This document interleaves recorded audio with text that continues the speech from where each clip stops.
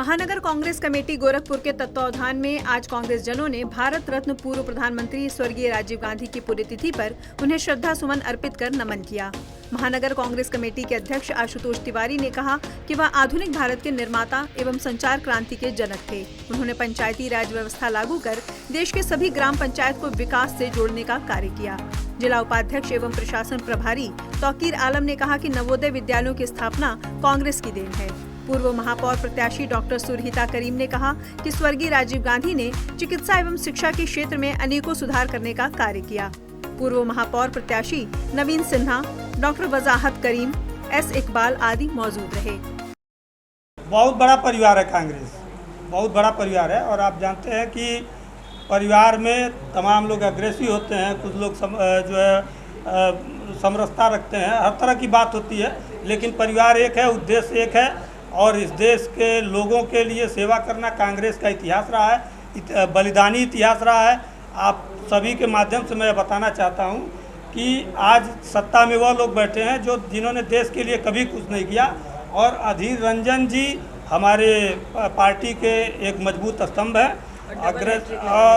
Double hat trick लगाने जा रहे हैं। अग्रेसिव होना, नॉर्मल होना एक स्वाभाविक प्रक्रिया है और बड़ा परिवार है, हम लोग इसको जी ने कहा है कि संयम बरते नहीं। अभिभावक हैं, राष्ट्रीय अध्यक्ष जी अभिभावक हैं, जाहिर सी बात है।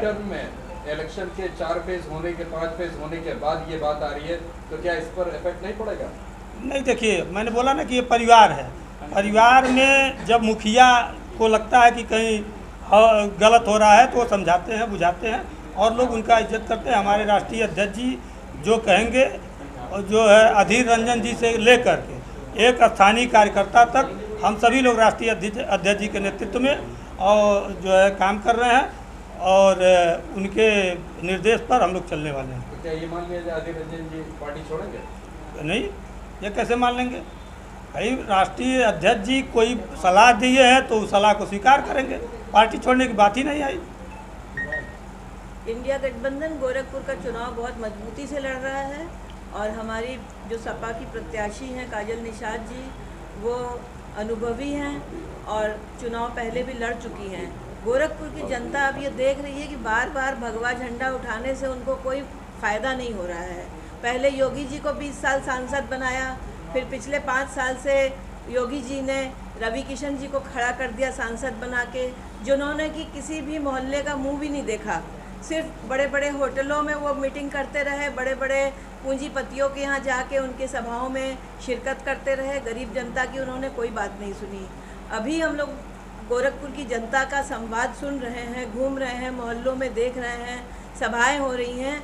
एक बहुत तगड़ा अंडर करंट है, जनता ऊब चुकी है। जनता जो है वो आप लोगों के सामने, मीडिया के सामने भय के नाते अपना मुंह नहीं खोल रही है, लेकिन हमें पूरी उम्मीद नहीं, विश्वास है कि काजल निषाद बहुत अच्छे वोट से यहाँ पे विजय प्राप्त करेंगी और बहुत जल्दी आप देखेंगे कि योगी जी हिंदू मुसलमान की बातें फिर गोरखपुर में शुरू करेंगे, क्योंकि वही उनका हथियार है, उसी से वो चुनाव जीतते आए हैं। लेकिन अब की जनता ये समझ गई है हिंदू मुसलमान नहीं चल रहा है। गरीबी से, बेरोज़गारी से सब आजिज़ आ गए हैं। महिलाओं के खाते में जो ठकाठक 8,500 रुपया प्रति माह आने की बात जो कांग्रेस ने गारंटी दी है, उस गारंटी को हम लोग घर घर पहुंचा रहे हैं, उसकी बातें कर रहे हैं। युवाओं को रोज़गार की बात कर रहे हैं, 30 लाख भर्ती की बातें।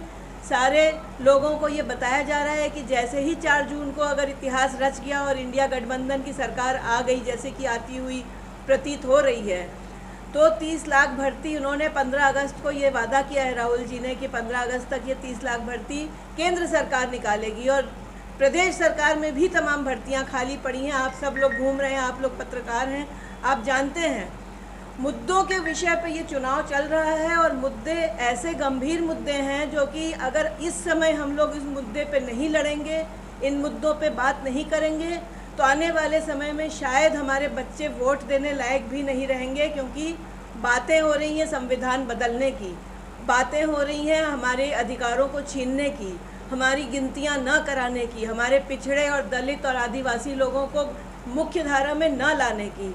तो ये जो एक वर्ण विरोधी, धर्म विरोधी सरकार है और जो धर्म विरोधी बातें करने वाले लोग हैं, इनका राजनीति से हटाना और जरूरी है।